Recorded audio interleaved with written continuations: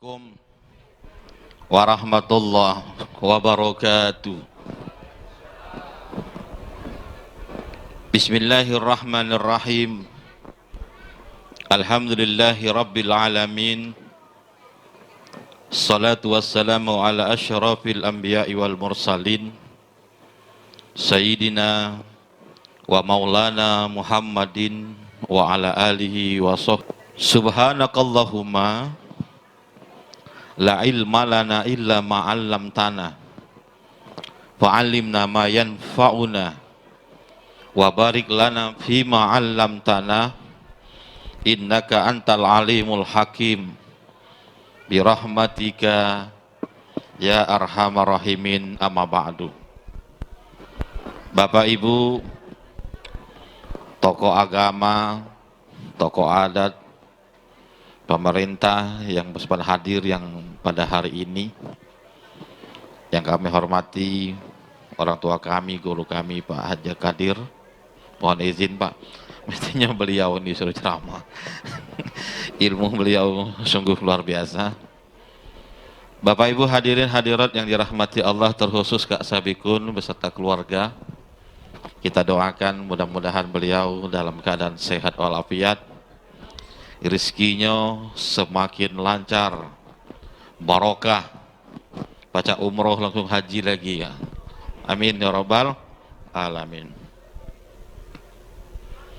Bapak Ibu yang dirahmati Allah, izin saya di siang ini Bapak Ibu, saya ini Kak Parlan, memang ketika acara-acara semacam ini kalau disuruh ngisi harus ada tawar-menawar dulu Pak.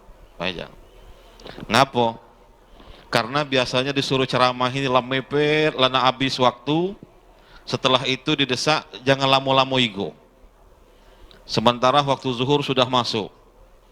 Jadi saya sampaikan berapa kali saya bisa nyampaikan tausiah itu sebelum zuhur acara kita selesai.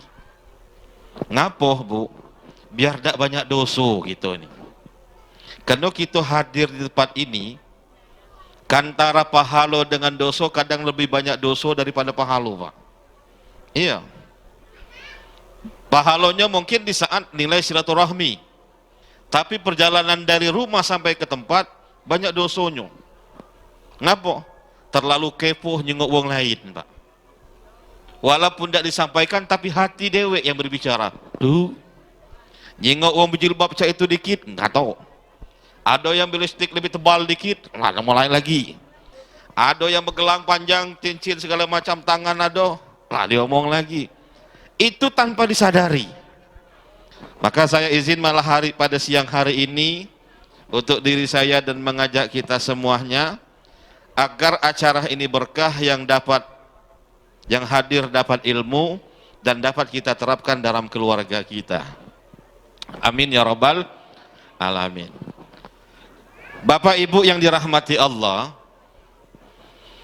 waladatka ummuka ya bena adam bakian wan nasu haulaka yadhakuna sururan ihris ala amalin takunu bihi idza yabguna haulaka dhahikan masyruran.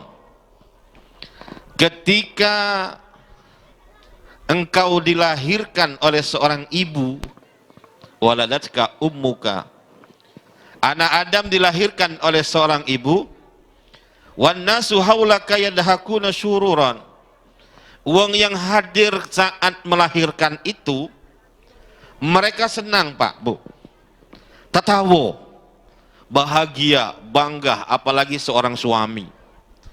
Kenapa? Syukurnya yang pertama ngomong memang aku ini lanang nian. Gimana Bang G? Ada hasilnya, memang lanang nian. Yang kedua yang betino istrinya, memang aku ini betino nian. Setelah itu apa hasilnya? Anaknya lahir dengan selamat, ya kan? Keluarga yang ada di sekitar itu semuanya mendoakan. Senang ibu lahir anaknya? Senang? Jangankan wong nyamuk pun tidak boleh menyentuh di saat dilahirkan itu. Ya apa ya? Dijaga. di bedong, dibuat kelambu yang kecil, berhari-hari bermalam-malam, sampai Al-Quran mengatakan wa fisaluhu 30 syahran, sampai 30 bulan menyafi anak itu di dalam Al-Quran. Berarti mulai dari mengandung sampai menyapinya 30 bulan, berarti 9 bulan ditambah 2 tahun berturut-turut memberikan pembelajaran dan pengajaran kepada seorang anak. Ihris amalin takunu bihi idza, maka dalam perjalanan anak yang diamanahkan oleh Allah ini, ibu, bapak, mari kita jago. Apa yang harus dijago itu adalah perkembangan tumbuh besar anak ini.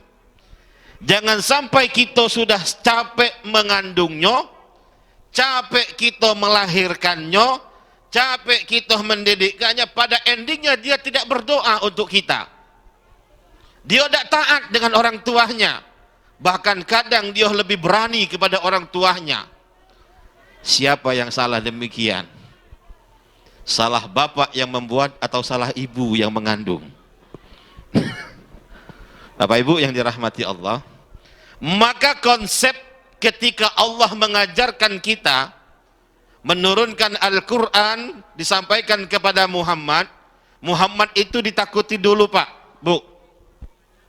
Ketika itu ditakuti, sebelum diajarkan ditakuti dulu Muhammad itu. Dengan malaikat Jibril datang, kalau di dalam kitab Tajridus Sore itu seperti halilintar dan petir datangnya. Sudah rasa takut, baru diisi. Maksudnya apa? Kalau dari kecil anak itu sudah harus takut dengan orang tuanya. Orang tua harus berwibawa di depan anaknya mulai dari kecil. Jangan sampai kita meyatimkan anak, meyatimkan piatu anak saat orang tuanya masih hidup. Nah sekarang ini uang tua masih ada, sudah meyatimkan anak dia dewe. Apa itu? Kadang tidak peduli pak bu. Anaknya nangis, diserahkan handphone. Hati-hati loh, hati-hati. Pengaruh handphone ini luar biasa pak bu. Iya. Dia tidak galak pening, anaknya nangis, dibuat lagu dangdutan segala macam. Memang dari kecil otak sudah direkam. Dari kecil sudah terekam pak. Yang namanya game wajar kalau saat ini tumbuh mulai game online itu tidak pacak dihindari lagi. Iya, tidak pacak dihindari pak. Kena mulai dari proses itu yang tumbuh sekarang kan siapa? Pada generasi-generasi mulai 2020 sampai 30 bahkan sekarang sudah tua. Pengaruh dari game online itu sendiri sampai seorang istri membakar suaminya. Ya, bayo. Berapa banyak orang tua tidak berani dengan anaknya. Bawa ke masjid, mohon maaf Pak. Ya, bawa ke musola. Oi, katanya biar anak kita itu senang masuk masjid. Anak senang masuk musola, yang penting dia mau sholat, tapi dibiarkan. Itu pendidikan yang salah. Ketika anak kita datang ke kita yang hadir, mereka harus sholat di samping kita. Ketika dia nakal, ketika dia beribut, siapa yang menegurnya? Kita sendiri yang harus menegurnya. Jangan sampai yang negurnya ketua masjid, pengurus masjid, mungkin aparatur desa, aparatur RT kelurahan yang ada di situ. Kalau anak kita ditegur oleh orang lain, wong tuanya akan bakal tersinggung. Mulai ngomong, jangan nak marah-marah anakku, aku nyumbang dulu bangun masjid ini. Ini yang banyak terjadi Pak Bu. Ketika sang pengurus musola negur anaknya, hei jangan rame, jangan ribut uang musola. Bapaknya dengar, tapi bapaknya tidak datang ke musola. Apa dia omong? Sampaikan, musola itu aku juga belok beli keramiknya. Ini yang dinamakan meyatim piatukan seorang anak di saat orang tuanya masih hidup. Bukankan mendapatkan keberkahan, pahala malah ini menjadi dosa Pak Bu. Dan hari ini saya membuka cakrawala pemikiran kita. Pemikiran kita ini jangan terlalu kolot, terus berjalan apa adanya. Ada yang ngomong, Ustaz Yosef itu kalau dia ceramah ngatonian. dak ngetan-ngetan katanya. Kalau bahasa kami itu Pak, dak ngerim-ngerim lagi. Apa yang ada disampaikan. Memang ini yang harus disampaikan. Qulil haqqa walau kana murran, walaupun sampaikan, walaupun itu harus pahit disampaikan. Kalau wong dak cak-cak kami ini dak katik lagi Pak yang nanggor gitu. Tadi Al-Qur'an dibacakan. Jelas dalam Al-Qur'an. Apabila wa idza quri'al Qur'an fastami'u lahu. Jika Al-Qur'an itu dibacakan, fa itu jawab dari idza, istami'u itu fi'lul amr, maka dengarkanlah. Allah yang nyuruh mendengarkan. Allah menyuruh mendengarkan siapa?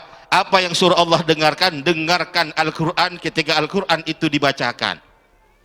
Kalau kamu mendengarkan berarti bila ini perintah, istami'u fi'lul amr, apabila Allah yang sudah memerintahkannya, berarti mendengarkan Al-Quran yang dibacakan itu hukumnya wajib. Kalau hukumnya wajib berarti didengarkan dapat pahala, bila tidak didengarkan dapat dosa. Ayo, yang sudah, yang dem, jangan diulangi lagi. Mungkin kemarin-kemarin tidak tahu, hari ini sudah tahu. Kalau wong yang sudah ngaji, diam, taruh HP-nya, dengarkan. Diam saja. Yang nak merokok, bantikan rokoknya dulu. Nunggu Ustadz lagi ceramah baru merokok. Nggih. Ada beberapa kitab dituliskan oleh para ulama ketika sedang merokok, Al-Quran dibacakan berhenti dulu. La'allakum turhamu, ketika kamu mendengarkan wa ansitu lahu, dengarkan Al-Quran itu dibacakan. Kalau kamu ingin mendapatkan kasih sayang Allah Subhanahu wa ta'ala. Jadi kadang kita bersyukur Pak, acara cak ini Kak Sabikun, walaupun dikit sederhana semacam ini, majlis taklim kita berjalan. Kalau sudah di dalam gedung macam ini, tidak pernah menghiraukan, seolah-olah baca Al-Quran itu adalah tidak sebatas pelengkap acara baik. Ceramah itu jangan tidak melengkapkan acara baik. Pada intinya ingin bergoyang, ingin berjoget dan lain sebagainya. Bagaimana akan dapat keberkahan dalam sebuah acara? Mohon maaf Pak Bu. Makanya saya kadang sebelum saya ceramah, saya sampaikan dengan tuan rumah dulu. Apalagi mendoakan anak, menyampaikan tolong doakan anak kami yang baru menikah, biar keluarga sakinah mawaddah warahmah. Tetapi dihiasi pada acara itu, mau meri joget, ya lanang betino saling macam ini, seolah-olah acara itu wajib. Mohon maaf Bapak Ibu, bila ini terlalu terkesan, mungkin ini agak kasar, mungkin ini siapa lagi kita khawatir. Apakah kekhawatiran kita, zaman kita ini semakin hari sudah semakin tipis keimanan kita. Pembelajaran apa? Saya selalu mengingatkan, Allah mengatakan wa idza aradna an nuhlika qaryatan, jika kami ingin menghancurkan sebuah negeri ini, kami suruh orang-orang hidup di negeri itu, kata Allah, taat dan taatlah kamu kepadaku, kata Allah. Bapasaku pihak, tetapi mereka tidak galak lagi yang demikian itu. Wa haqqo 'alaihal qaul, sampai Allah mengatakan wajar kalau kami ngomong, kata Allah. Apa omongan Allah? Padammarnaha tadmira, kami hancurkan negeri itu, kami datangkan malapetaka, musibah kepada negeri itu. Bapak Ibu hadirin yang dirahmati Allah Subhanahu wa ta'ala. Jadi proses pendidikan anak itu, ya, kalau kita bawa siapa yang salah, kita yang negur. Bawa ketika sebelum kita ke rumah orang, memang prinsip wong Jawa ini memang bagus, mangan orang mangan, sing penting kumpul. Sekarang sudah mulai banyak orang-orang meninggalkan anaknya untuk berkumpul dengan sebuah keluarga. Yang datang cuman suami istri baik, anak-anaknya enggak datang, ya. Tidak pernah dikenalkan lagi Bu sekarang ini. Iya, saking kesibuknya, enggak pernah dikenalkan lagi. Kenapa? Ibu, Pak, saya ini guru di SMA Beliti, ngajar pelajaran pendidikan agama Islam. Ketika itu ada materi tentang mawaris, tentang harta warisan. Nah, anak-anak ini saya suruh kasih tugas, silakan kamu tulis, jangan jauh-jauh, siapa saja nenek sekandung dengan wong tua kamu, nenek kandung, beradian nenek kandungnya, baik yang lanang maupun betina, baik dari ibu ataupun dari bapak. Siapa-siapa, setelah tahu siapa baik anak-anaknya, setelah itu siapa baik cucunya, baru nanti ketemu. Pak, cuman 30% yang bisa menulis itu. Cuman 35% yang paham tentang itu. Pak, kami tidak bisa. Tanya sama ibu kamu. Ibu aku tidak tahu juga, Pak. Katanya ngapa? Karena neneknya lah nyebrang ke sana. Adalah pindah dari kecil semacam ini. Tanya sama nenek kamu. Lagi, Pak. Ini berkemungkinan, Pak. Kalau sudah tidak dikenalkan, nanti kalau sudah nyebrang, ketemu di tempat lain, bisa-bisa kaki berantem. Padahal neneknya dua beradik. Ini. Jadi, kami lama di Madura. 11 tahun di Madura itu. Jadi kalau ada acara-acara yang semacam ini, uang Madura itu, Pak, kalau ada acara, wajib datang galo. Yang jauh datang semacam ini. Maka salah satu kehebatan di Madura itu adalah kekompakan dalam keluarga. Kalau tidak datang kecuali mati.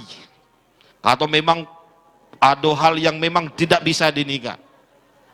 Datang. Yang penting hadir. Kenapa? Disitulah ketika, oh, mangan orang mangan, yang penting kumpul ini. Iya. Makan yang penting Madura.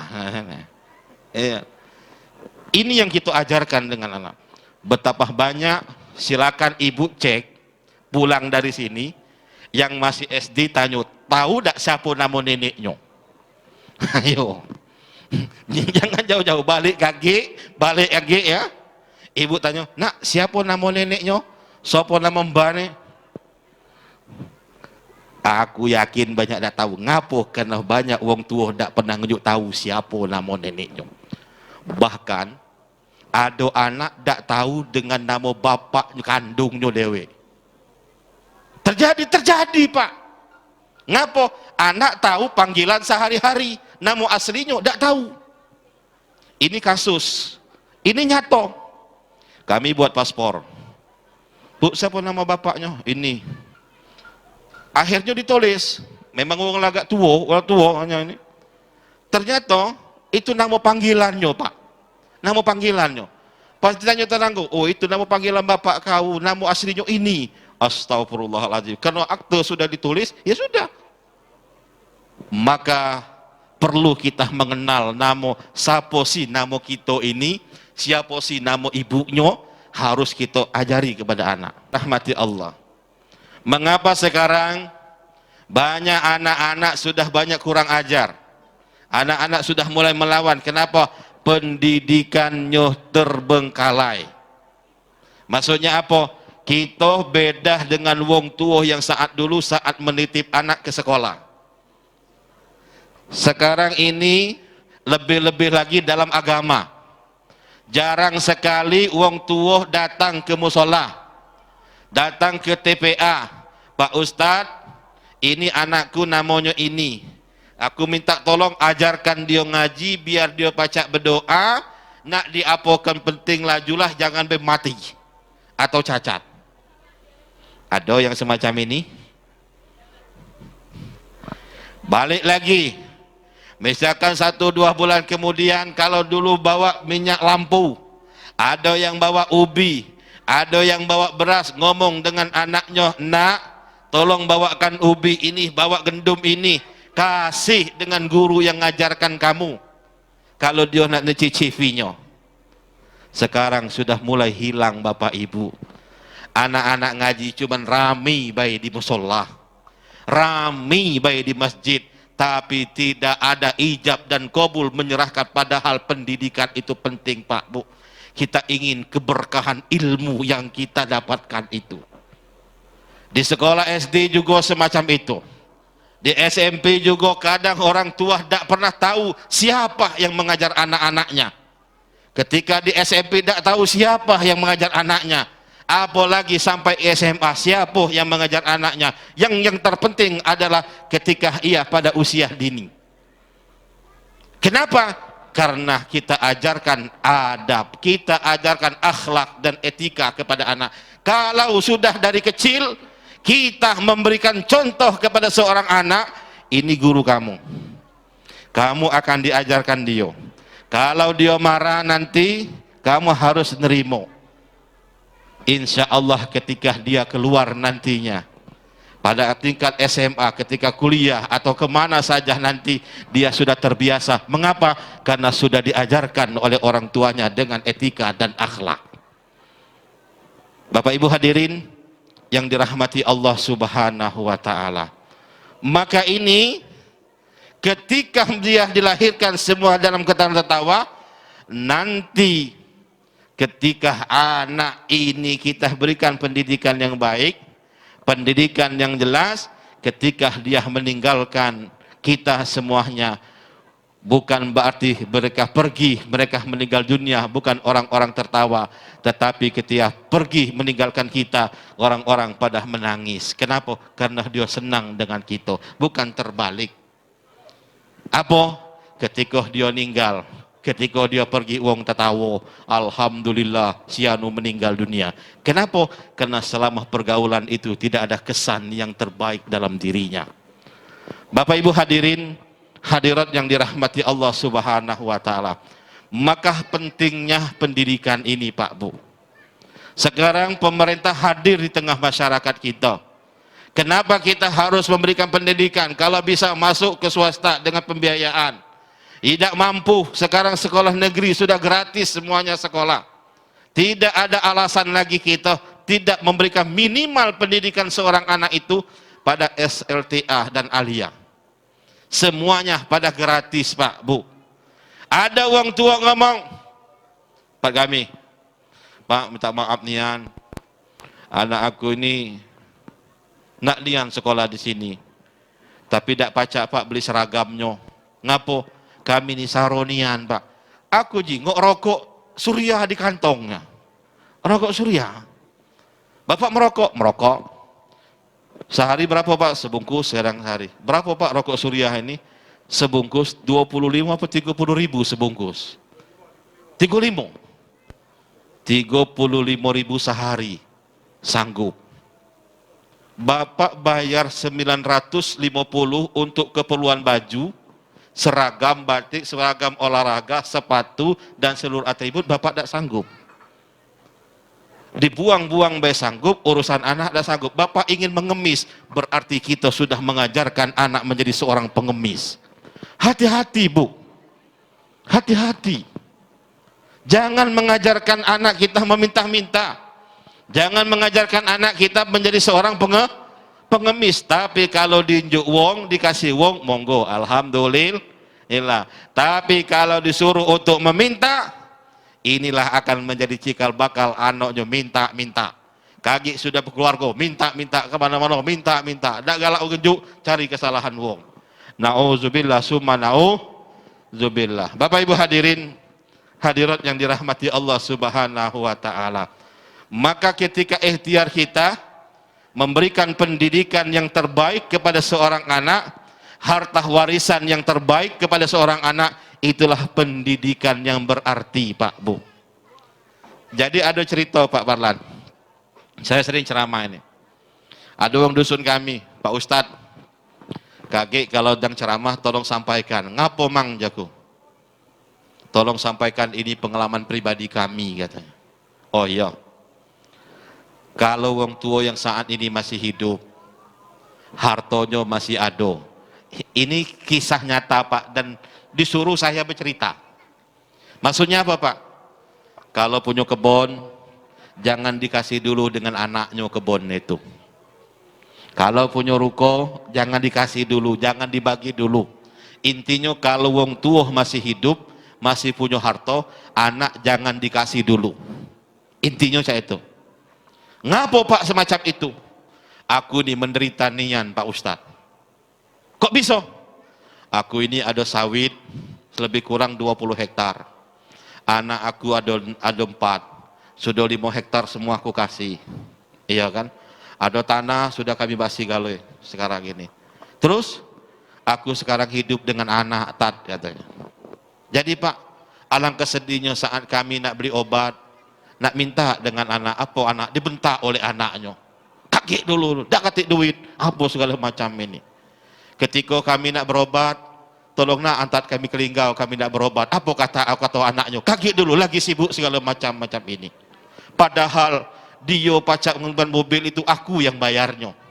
Dia punya kebun aku, yang keringat aku yang mengalir.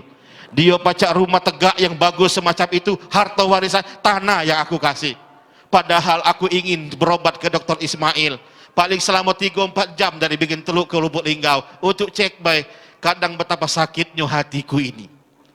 Kadang kami ingin seleroh, ingin makan ikan sungai, ikan tapah, ikan baung lewat nak beli, ngomong dengan anaknya. Nah aku seleroh nian, apa kata anaknya? Dak ketik duit. Maka Ustaz tolong sampaikan, di mana Ustaz ceramah, di mana Ustaz isi pengajian kepada wong tua yang masih ada harta. Lebih baik kita wong tua ngenjuk anak duit. Ini nak 20 juta setiap bulan.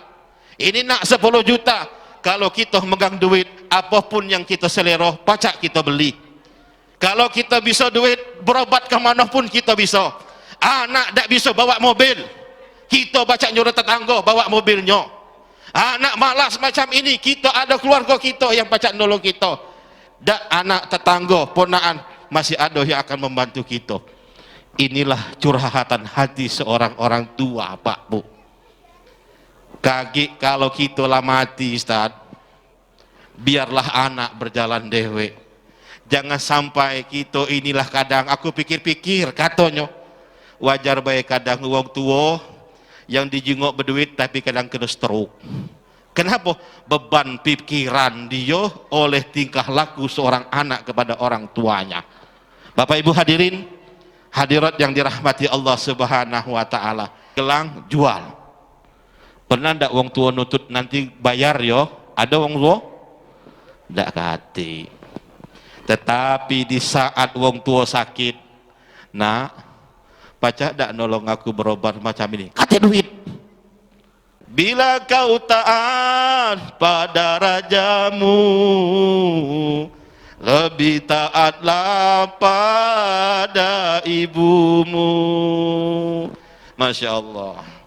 Bapak Ibu hadirin, hadirat yang dirahmati Allah Subhanahu wa taala. Terakhir, Kak Sabikun mengajarkan kita. Nih, menghitankan anak ini adalah merupakan tanggung jawab wong tua. Kalau pacak ada rezeki, ajak wong rami-rami. Tapi sebelum hitan, ada kewajibannya apa? Mengakekahkan anak. Jangan hitan besak-besak, akekah belum. Mohon maaf. Kadang masyarakat kita acara hitan besar, ngundang wong banyak, akekahnya belum. Ini terbalik. Akekahnya sudah sempurna, kalau lanang 2, kalau betino seko. Kalau dak pacak ngajak wong rami-rami dalam akekah, beli kambing dewek, potong dewek, masak dewek. Masak yang manis-manis. Setelah itu antar dengan tetangga. Ya Allah, biar anak aku ini kaki mulutnya manis. Kaki potong akikah masak yang pedas-pedas. Kaki anaknya pedas juga. Dak galak repot juga sekarang. Lo praktis Kak Baglan. Mandi Linggau kalau di Kelingking mungkin ada. Ya. Sekarang sudah praktis. Dak galak repot. Ada rumah akikah. Ya kan? Ada rumah akikah. Bawa, kebetulan Ustaz Raji, akikah RI yang aku ingat itu adalah Kak Sabikun. 1,5 juta sampaikan ke rumah akikah, saya ingin mengakikahkan anak saya. Selesai akikah. Maka jumhur ulama bersepakat mengatakan hukum akikah ini adalah sunnah muakkad. Sunnah muakkad. Kapan terakhirnya akikah itu? Kalau bisa di saat dia lahir, tutbah yaumas sabi, sampai dia umur 7 hari. Kalau tidak basiso sampai dia akil baling, maksudnya sampai dia cukup umur. Kalau sudah cukup umur dak kati rezeki pula, berarti itulah keadaan kita. Jangan pernah kita memaksakan. Tapi sepertinya sekarang ini bisa pak. Ngapo? Handphone pak acak. Beli handphone kredit bisa. Tupperware kredit bisa. Jam bisa. Ngumpul duit, rokok bisa. Aku dum anak-anakku lo akikah sehari sebungkus 10.000 ya. Sebulan berarti 300.000. Berarti dalam waktu setahun setengah sudah bisa untuk mengakikah kalau seandainya mau. Apa tujuan khitan? Khitan adalah sunnah.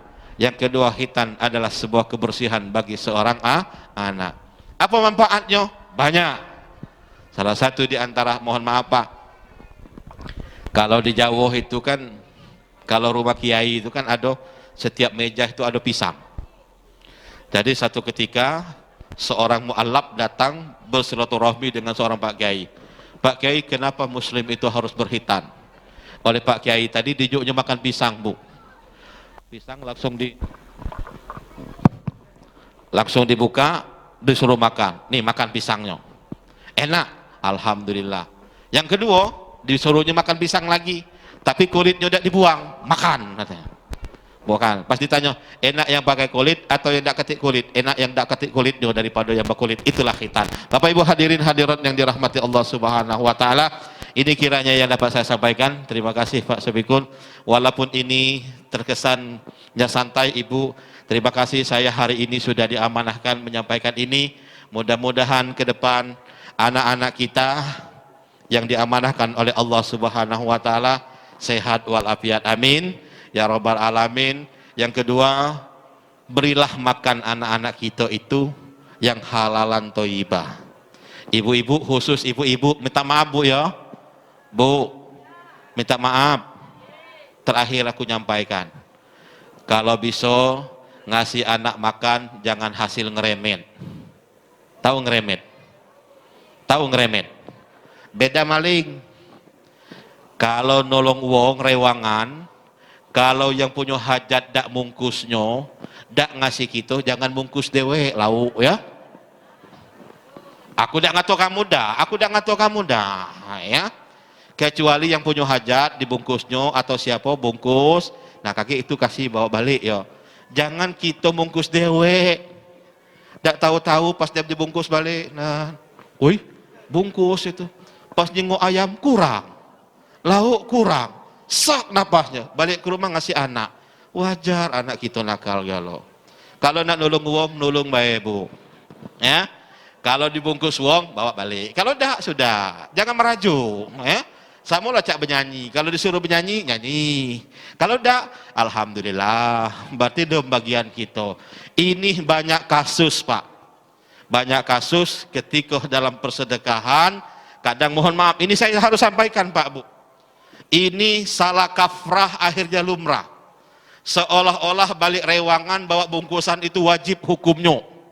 Kalau yang punya hajat dak redha, yang punya hajat dak ngasih, jangan pernah kita bawa balik. Makanlah sepuasnya yang ada di depan kita. Dem. Bapak-bapak baca Pak ngeremen. Ada pula. Bukan ibu baik ngeremetnya. Bapaknya apa ngeremet rokok. Dem yasinan pembentukan panitia, merokok sikok taruh telinga kuping kidayau, sikok di telinga sini, sikok masuk kantong. Ya, setelah itu balik. Maka hati-hati dalam memberikan anak makan. Tapi saya yakin, mohon maaf ibu, kalau di sini ada tukang ngeremet, minta maaf nian. Kita doakan tidak ngeremet lagi. Amin.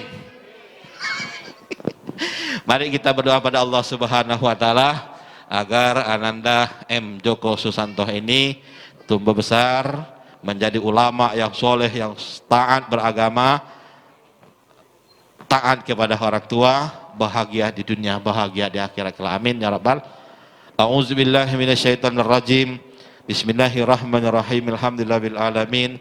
Salatu wassalamu ala asyrafil anbiya'i wal mursalin sayyidina wa maulana Muhammadin wa ala alihi wa sahbihi ajmain.